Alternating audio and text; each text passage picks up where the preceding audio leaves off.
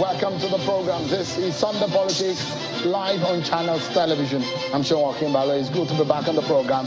And let's get to it, everyone. A few minutes ago, we watched as the new world champions in global football were crowned. The Alba Celeste, the Argentina national team, defeated the holders, France, to become the brand new FIFA World Champions in world football. It's a story which began with Saudi Arabia beating them in their first game, a sad way to begin the tournament, where the likes of Lionel Messi is. But pardon me for talking about World Cup of football on the political program. I just want to draw a lesson here, everyone, which is going to be helpful for our nation. And that is the fact that no matter what you encounter, either a failed start to life or career, you still can pick up yourself and be great in the end.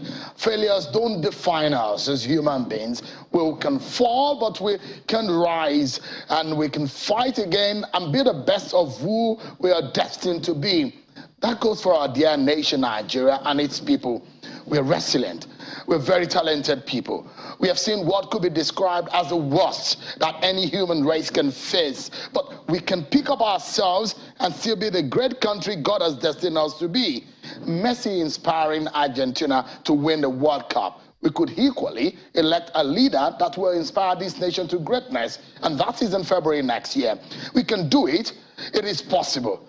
And your role as a citizen is to play your role by picking up your PVC on election day and elect the best man for the job. You can do it, everyone. Nigeria can be great. Learn from Argentina. No matter the initial fall or faltering, you can still be the best you're destined to be. Nigeria will be great. I believe so, and strongly too. Let's get to it, everyone. Tonight, we'll begin our conversation with what is happening within the political corridor. And last few days, Monday, we saw that INEC began the distribution of permanent voter cards, which began a very interesting scenario in how voters can exercise their franchise. No PVC, no voting. And if you cannot vote, you cannot be part of the process. So INEC began that process. But since that started, we've been hearing about a series of stories on what politicians are doing, allegations and accusations of purchases of permanent voter cards. In the midst of all of this is also the fear about the different and series of attacks on INEC facilities and how this will impact on the election. President Muhammadu Buhari has said that he's given INEC everything that the commission will need or require to be able to prosecute this election freely, fairly, and credibly. Let me allow you to listen to some of the citizens who went out to collect their permanent voter cards, their experience at the different states that we cover here on Channels Television. I arrived here very early, and when I came, they said they were taking names and then they will have to call us according to our word. We have to stand according to our word, and we've written down our names on the list. Now we've been here waiting since morning. The calling of the names is very slow, and they are not giving us any information. Yeah, the experience is very, very, very tough because I'm here since yesterday. I didn't get my PVC, and I've been waiting to get my PVC. It's like the people that are working inside there, they are not much like that. We're here since 8 o'clock, some say 7 o'clock, but till now they have not collected. The government should do the needful by getting more hands. Maybe the ad hoc staff should be more employed, because they can have more hands for the palliative system or processing to go on well. I came here around 13 minutes after 12, and since then I've been standing here. I went there the other time, the PVC was in the other room. So I went there, they told me that I think the Benala people are too much, so I should wait. Since then I've been waiting. People came here and they were ushered in, still keeping me here since. There's no any challenge. I just went there with the slip given to me when I did my registration, and I was given my card.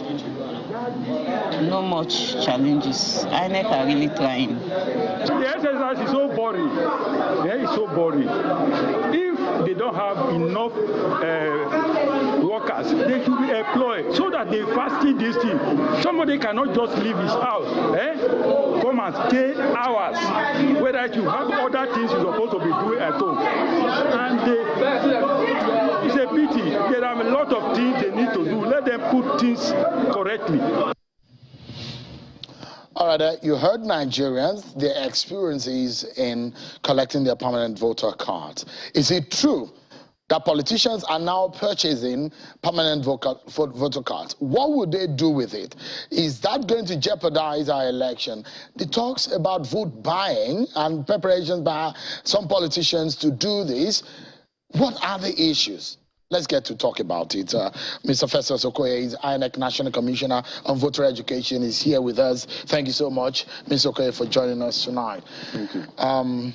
Let's touch on this issue of permanent voter cards purchase before we go into, because that is getting a lot of Nigerians worried. Have you heard about it? Yes, I have. Have you been able to verify it as a commission? No. Do you think it's possible for someone to purchase and use the PVCs for election? Well, there are two possibilities here. The first possibility is for you to dispossess someone of his or her PVC and get the person not to vote. In other words, you are engaged in voter suppression. And if you purchase somebody's PVC and the person does not vote, what that means is that one vote is out. So you are suppressing the votes in that particular constituency. So that is one aspect of it. The second aspect of it is that I think that some politicians are very, very optimistic. They normally plan for the rainy day. They are still thinking that there's a possibility that they can beat the beavers that we are going to use for voter accreditation and authentication. But I believe that that exercise will be an exercise in futility. Anybody who is purchasing a permanent voter's card is just engaged in an exercise in futility. The only thing the person can do with a permanent voter's card is to make sure that the owner does not vote on election day. But for you to come to the polling unit on election day with a permanent voter's card belonging to someone else and you attempt to vote with it, it is next to impossibility. The beavers will not capture your fingerprints. The beavers will not capture your facials. And you've said that there won't be incident forms. There is no, we have retired the incident forms, and the incident forms will not return anymore in our electoral process. So in this case that a card reading machine and the accreditation reading device, which is the beavers, should it fail at a point of voting or accreditation in that polling unit, the Electoral Act has provided what should be done. The election might be cancelled and done the following day. Is that what is going to happen? Well, what we have done as an electoral management body is to provide for the use of the beavers in the 176,846 polling units in Nigeria. We have also provided for what we call redundancies in the 8,809 registration areas or electoral wards. So for each electoral ward, we are going to have some spare beavers that can be deployed speedily if there's any issue or any challenge in any of the polling units. And we are training our registration area technical support staff that can also intervene if there's any challenge with the beavers. But if there's what we call sustained malfunction of the beavers up to the time of the closing of the poll, the Electoral Act demands that we should undermine the voting in that particular process and repeat the voting within a period of 24 hours. So if the beavers fail to work, you will deploy. But if that fails us, you will deploy personnel to fix it or get a spare. If that fails to work, then you have to do it the following day. Definitely, yes. Now, for those who are planning or who are already purchasing and collecting the PVCs from voters, some of the fears, and I'm going to say this because I relate with politicians a lot, and I know some of the things that they say is that there are voting points that are within the areas of some political bigwigs and who are bent on winning an election. For example, I mean, there are at some point where INEC said, in fact, there are polling units that are placed in the shrine, some placed in, you know, in very funny places, palaces and in homes and frontage of the compounds of some political party bigwigs and all of that. These are the plans that, if it's collected within that area, they can coordinate and make sure that they win that area because they have purchased it and they're going to distribute it for them. There are different plans. And, you know, what we have seen over the last few years in our electoral process is the fact that as soon as INEC makes a policy, politicians will find a way around it just to you know, circumvent the process. So what are the thinking of INEC in this respect? How are you able to monitor that people who are trying to subvert the process by purchasing this, they are not stupid for purchasing it. They have their reasons and they know how they want to use it. Protecting the electoral space, protecting the electoral ecosystem is a shared responsibility. And as the chairman normally points out, it is a multi-stakeholder venture. Now, during the time we converted our polling, voting points and voting point settlements into full-fledged polling units, we also removed polling units that are located in places that we consider inappropriate. We removed polling units from the palaces of traditional rulers. We removed polling units that are near the homes of politicians. We removed polling units that are in shrines. We also removed polling units that are in places we consider not conducive for electoral business. So we have removed all those polling units. Now, for the political parties, the law obligates them to nominate polling agents for all the polling units in Nigeria and all the registration areas in Nigeria, including the local governments. So every political party that is registered in Nigeria that has sponsored candidates in this election has the right to deploy polling agents to all the polling units in Nigeria, especially to guard what goes on in those places. But the Nigerian people must also be very, very vigilant in terms of mandate protection and guard the polling units to protect their mandate. But in terms of any politician bypassing the beavers, I want to tell you that that will not happen, and that is next to impossibility, because at the end of polling, at the end of voting in every polling unit, the polling unit level result will be entered into from EC8A, which is the polling unit level result, and transmitted directly to our INEC result viewing portal. Not only that, the accreditation data for that particular polling unit must also be transmitted electronically to our INEC result viewing portal. So at the end of the day, it is a combination of all these things that will be used for purposes of collation of results, especially at the registration areas. So those who are buying up PVCs, as far as I'm concerned, they are engaging and exercising futility. They can only suppress the votes. But in terms of bringing the polling units to the bringing the PVC to the polling units and getting people to vote with those PVCs, it is not possible. You heard how much they are buying it. 2,000 naira per PVC. And some leaders in the north have they've raised these alarm, and they've asked the president, Serap was writing to the president today, to arrest those who are doing this. Can INEC make a move in this respect? I mean, security agencies, can they move in this direction and arrest culprits or those who are found doing this? Oh, definitely. It's an electoral offense to be found in possession of PVC that does not belong to you. And in Sokoto State, those who were found with, someone who was found with a PVC that does not belong to him, we moved quickly, liaised with the police, and then the individual was charged to court and convicted. The same thing also happened in Kano State, where some individuals were found with PVCs that does not belong to them. And they were promptly arrested, charged to court, and they were also convicted and sentenced to, I think, 2 years imprisonment. So if any individual is found to be in possession of PVC that does not belong to him or her, or to be found to be buying up PVCs for one malicious activity or the other, the security agencies have a responsibility to go after such individuals, apprehend them, and then proceed against them. Okay, let's go into the permanent voter cards. How What is INEC planning to do to ease the pains? You heard some of the agitations of some people who say, look, they've been there all day. They left their jobs and they've gone to queue up. What can you do to ease the pains of Nigerians? I know that in the first 3 days of the collection, INEC got a lot. I'm very sure that you didn't expect the kind of crowd that you saw at your offices. I will only counsel patience. I will only counsel understanding of the Nigerian people in relation to this matter. We drafted and approved a standard operating procedure for PVC collection. And we have spaced out the period for the collection of PVCs. We started on the 12th day of December 2022, and we end on the 22nd day of January 2023. And we have also made it very clear that on the 6th day of January 2023, we are going to deploy to the various registration areas or electoral wards. And we have 8,809 electoral wards in this country. And our officers will remain there up to the 15th day of January before they return to the various local government areas.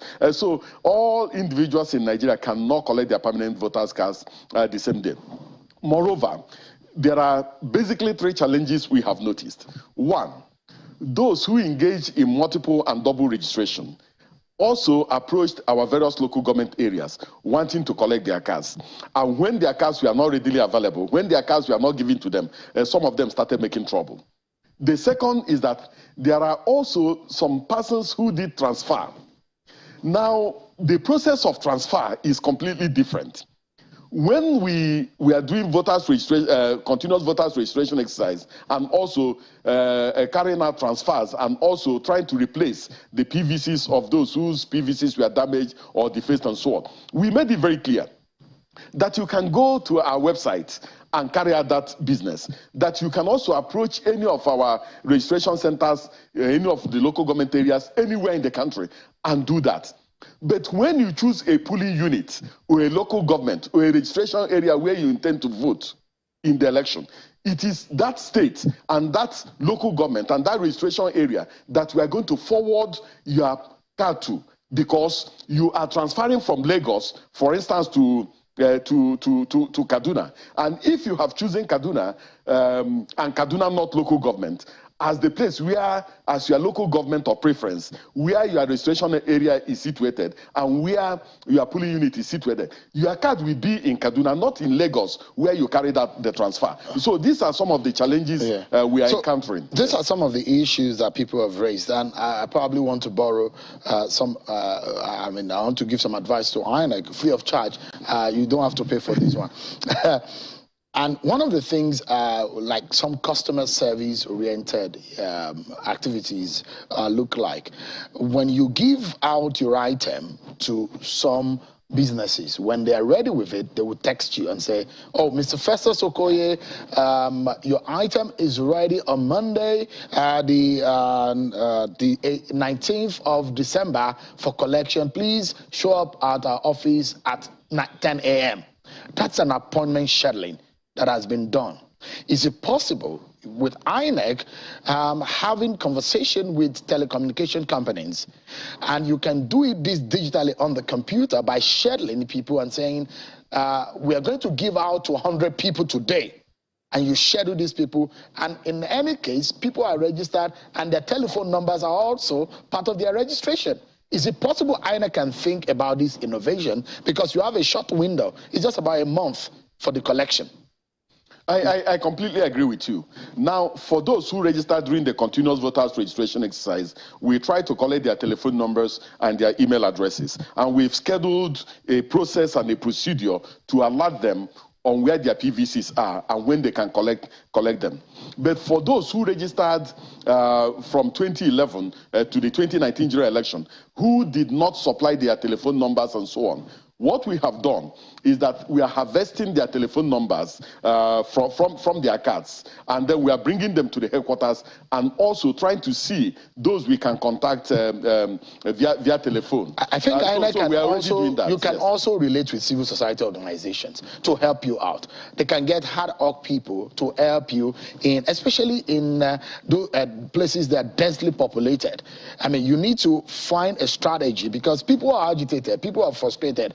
And if INEC is not going to do this on the weekend, then during the week, people have to leave their businesses to go and collect their permanent voter card. You have to make it easy for Nigerians, or easier for Nigerians to be able to do. Are you promising Nigerians to do that? Yes, some of these teething challenges will become a thing of the past in the next few days, because we are already in liaison with civil society groups and organizations, and they have offered various services.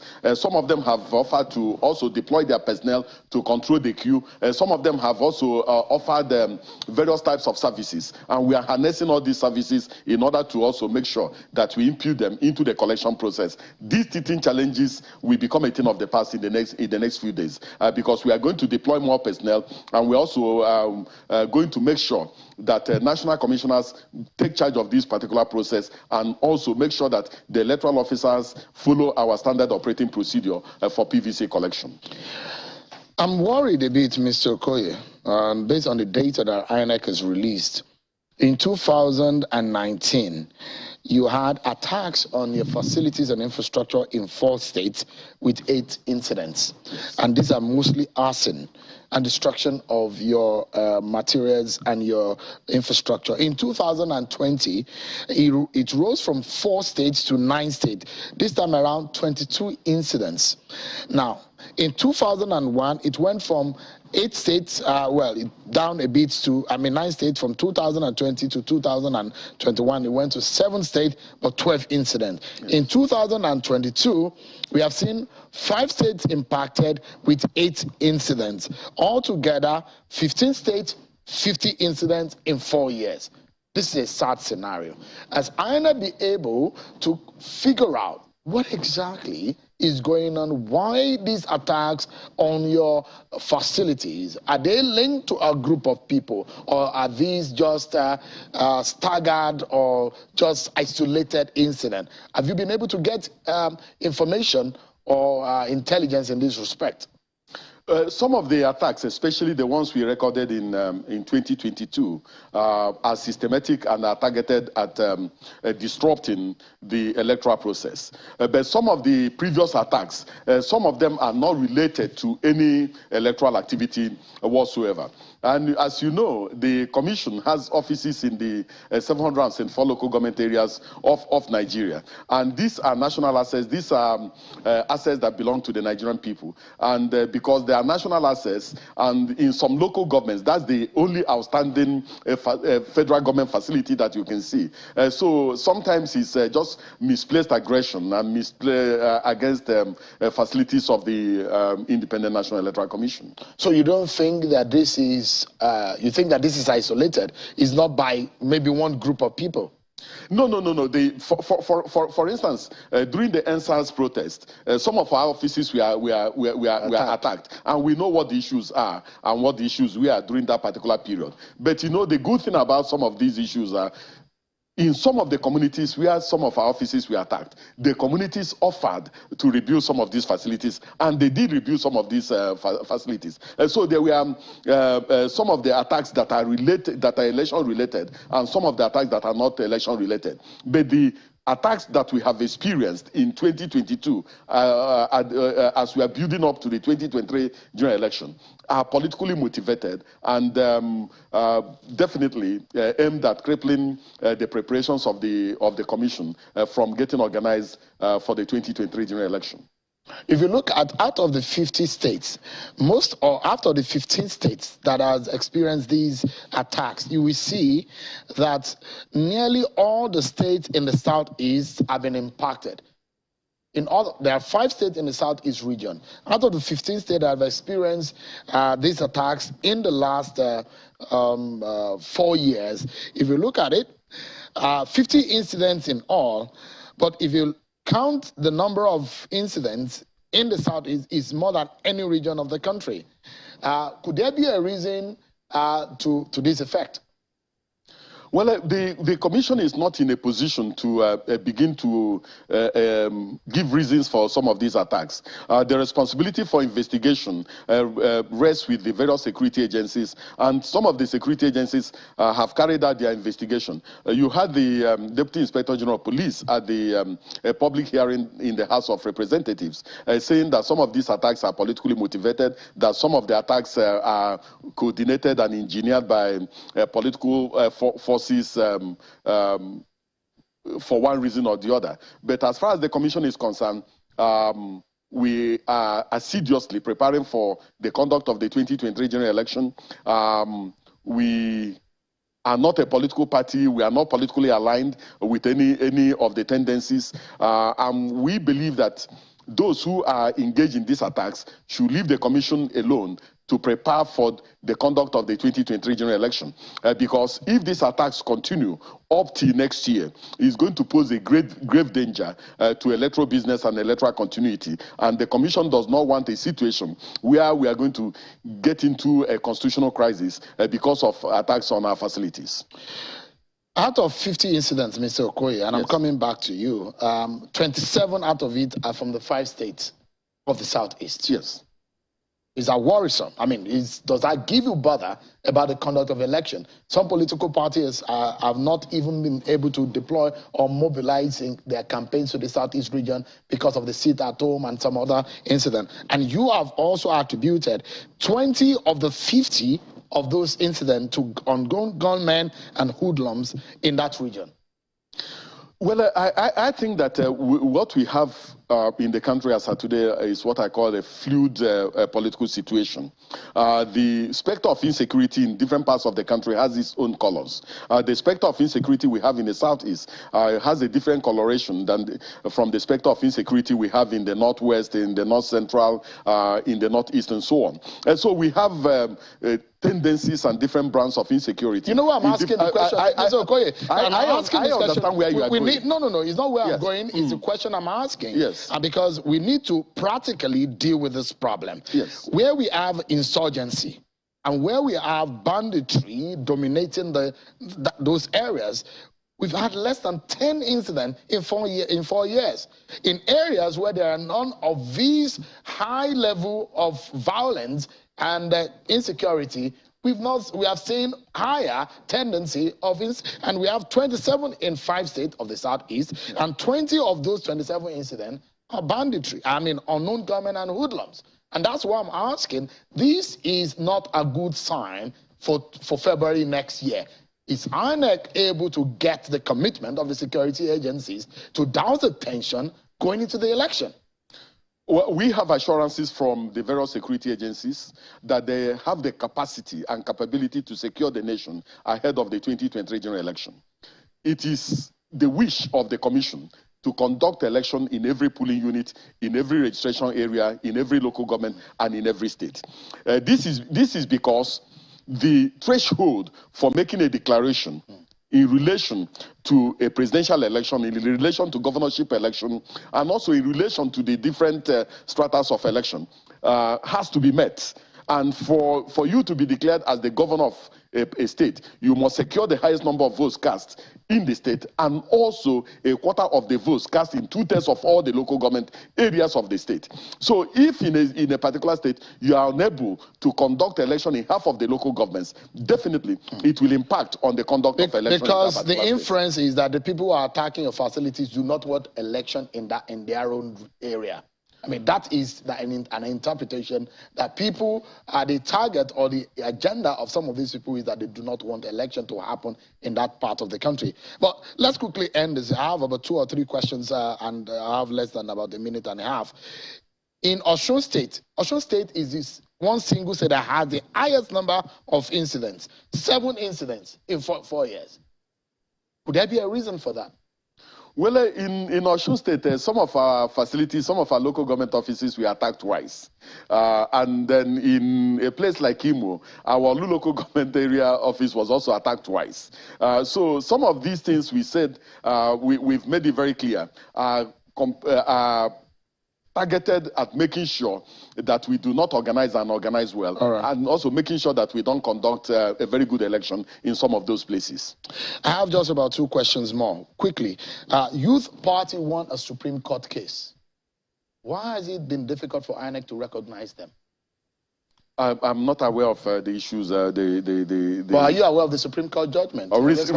Recently or previously? Just about a week or thereabout, or 2 weeks ago? I don't have any information relating to that. Because there are candidates in some states. I know of Abia. I know for another state, I think in Lagos, a few of the candidates are already agitated, saying that INEC is not recognizing, despite the fact that Supreme Court, the apex court in the land, has recognized that the deregistration of that party is illegal and unlawful. I don't have information relating to that. But would you consider that and you deal with the matter? Oh, definitely. The Supreme Court is the highest court in the land. And when the Supreme Court gives a judgment or makes a decision, it's final. All right. On a final note, Mr. Okoye, the president said INEC does not have any excuse to ensure that this election goes well. That he has given you everything needed. And I'm saying it right in front of the Nigerian people tonight. We are holding INEC responsible. Is there anything that the federal government needs to give you that they are not giving you? Nigerians will not take any excuse for logistic problem or any other problem. The president has come out to say, no excuse. INEC has been giving everything they require to make sure that this election goes successfully. True or false? Our commitment is to the people of this country. We are committed to the conduct of free, fair, transparent, and inclusive election. And we are working hard and assiduously to make sure that we give Nigerians the best election ever. And that is our commitment to the people of this country, and we are not going to fail. Can you confirm to us that what the president said is right, that INEC has everything that it needs to conduct this election? We have not complained to the National Assembly, and we have not complained to the Nigerian people that we are not prepared. You know the reason why I'm asking the question, I'm coming. In 2019, the silence of your commission when you, in the face of logistics and money problem, was one of the problems. The Nigerians will not take that kind of incident again. The chairman of the commission, Professor Mahmoud Yakubu, has promised the people of this country that under his watch, no election will be postponed or rescheduled on account of logistics or logistic challenges. And we are committed to that. No complaint, you have everything you need. Is that true? As of today, we have the full complement of the things we need to prosecute the election. That's what the commitment I want from you. Thank you so much. Nigerians are serious about this election, and they won't take no for an answer.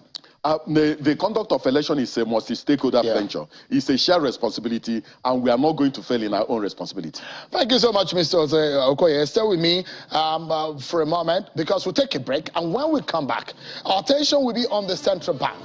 There are allegations that the policy of the central bank is to impact on the general election. How true is that?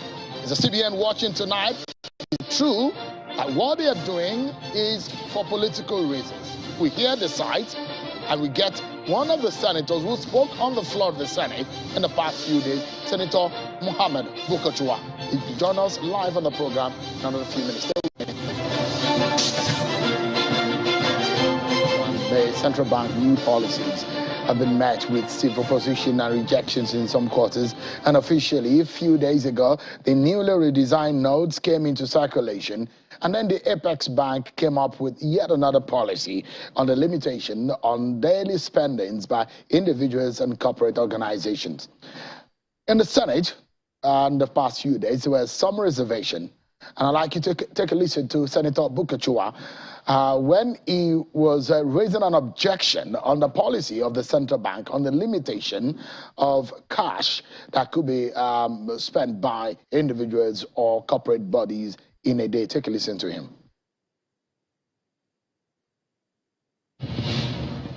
Every day, as I sit here in this chamber, I have every day not less than 100 people, laborers working on my farm, and they have to be paid by 5 o'clock. Cash, of course. They don't possess POS. They don't have bank accounts. The last UBA branch in my constituency was closed 6 years ago. That's Senator Bukochua initial statement there. We'll be speaking with him much later.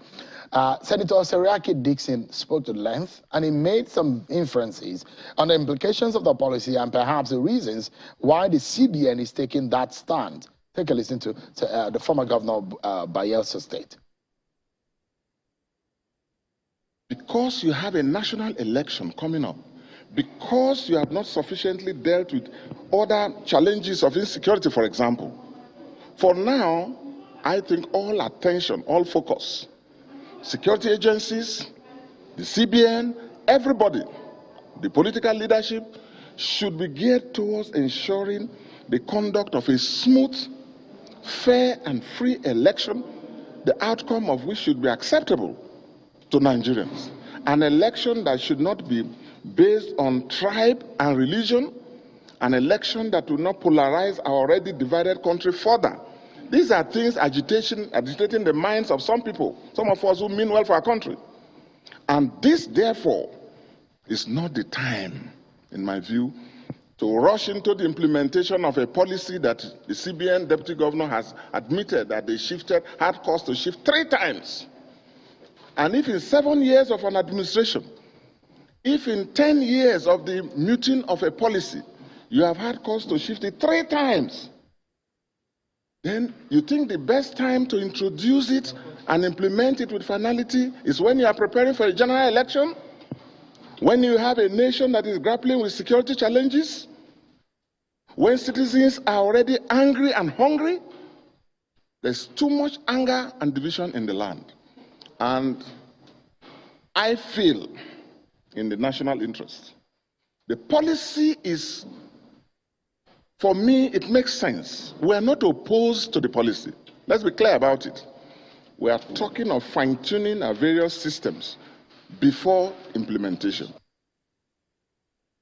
Let's now speak with Senator Adamu Muhammad Bukochua, who is live with us on the program from Abuja, his residence. Thank you so much, Senator. I'd like to ask some very quick and direct questions. First and foremost, Senator, do you think that a CBN policy is largely political?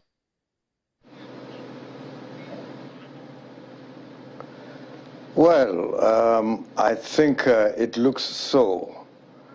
Even if they say it's not, but it looks so, because I have never been in a situation whereby during election and electioneering campaigns, where people are subjected to a situation where they cannot even buy fuel for the cars they take on campaigns, because if you can't take more than 20,000 in a week, how do you finance, how do you pay for the fuel and the supporters that accompany you, and how do you give them some subsistence to eat on that afternoon, and how do you pay the owners of the vehicle that convey those supporters to your various campaign grounds? So it will affect the polity, definitely. And I think even if the central bank bring forth arguments that it has nothing to do with politics, but the indications are that it will affect the polity more than your colleague, Senator Dixon, you heard his objection to that policy, and he thinks that the timing is suspect. Do you also have a feeling that there must be an agenda behind CBN coming up with this policy at this time? If they have tried to do it a few times, why are they doing it now? Do you have more fact that you can tell us based on what they explained to the Senate? Well, I think based on what they have explained, they said this practice, cashless policy, has been on for the last 10 years or so. But in reality, it has been on only in 6 states of the Federation. But then why, at the eve of an election, a general election for that matter, would the central bank say, instead of extending it maybe to 10 states, says it's nationwide. And nationwide has serious implications because the election itself is nationwide. So how do you reason that it will not affect the election, or how do you explain that it has nothing to do with the elections? Now, we are rural people. Most of us, most of the politicians are rural people. And we engage mostly in agriculture and petty trade. And petty trade means attending market days of towns and villages. And in those markets, you don't go there with POS. You go there to buy things, mundane things like chicken, like beans, like peanuts, like ordinary things like yam and the rest of it. And then you can't dispossess the owner of a chicken, his chicken, and then tell him, I have sent your money to an unknown address, because he has no bank account. And if you say, well, there is somebody with POS who will send it to you later, he will not accept, because he needs to see his money in his hands. Senator, if I may cut in quickly, apologies, and I'd like to ask this.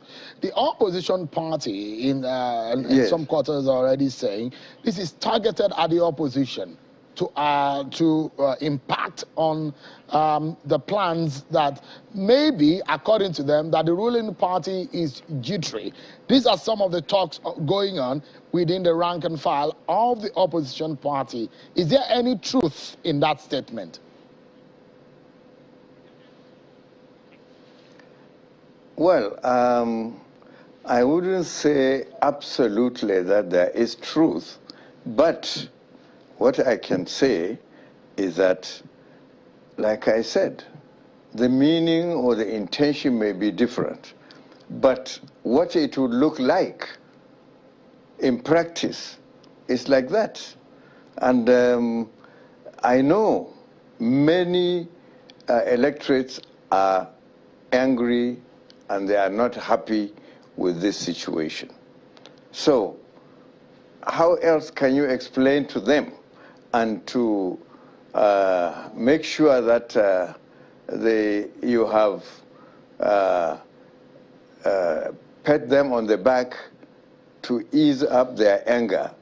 How would you do that when you have not modified or extended the limits which the Senate, in actual fact, has written to the central bank to do in order to ease all right, the Senator, limitations I'll and the cut in quickly again. That local let me say this, because this will actually is directed at you and your colleagues in the National Assembly, because you are lawmakers. For something that has been described as breaking of the law by the CBN, by some senior lawyers in the land, and they are making reference to how can the lawmakers watch and our laws are being broken by the CBN, and this is a premise on which they have held that grounds. One, they're saying in the Section 2 of the Money Laundering Act that the action of the Apex Bank is illegal. And now they're saying that since the Money Laundering Act of 2022 fixed the maximum cash withdrawal to 5 million naira for individuals and 10 million naira for corporate body, that if that law has not been amended, that whatever decision the CBN has taken is unlawful.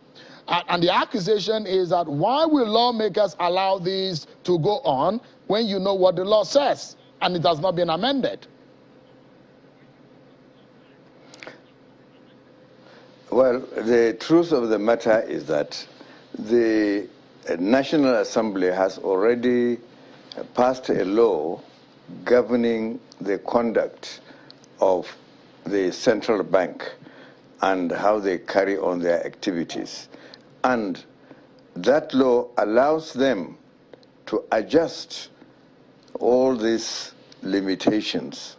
And if you remember, the central bank said they asked for the executive approval from Mr. President before they announced and started implementing these limits.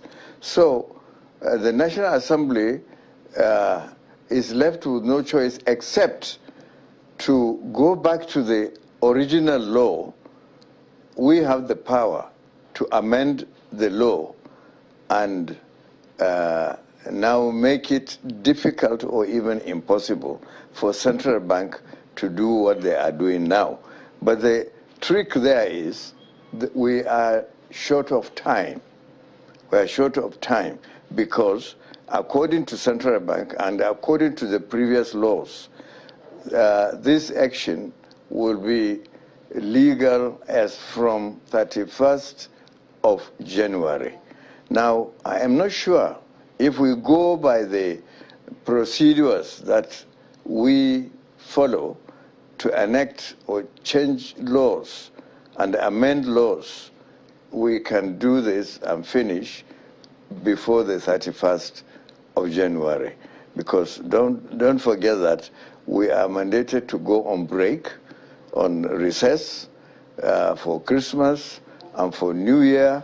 And then before we do all that, we want to make sure that we have passed the 2023 budget for Mr. President to sign and make it legal and effective by 1st Senator of Adamu January. Mohammed Bokochua, sitting senator in the National Assembly. Thank you so much indeed for your thought. We'll be monitoring and looking at what, how the scenario pans out in the National Assembly. Thank you so much sincerely for talking to us. Appreciate it. Yeah. Well, that's our show for today, everyone. Many thanks for watching. I'll see you tomorrow at 7 p.m.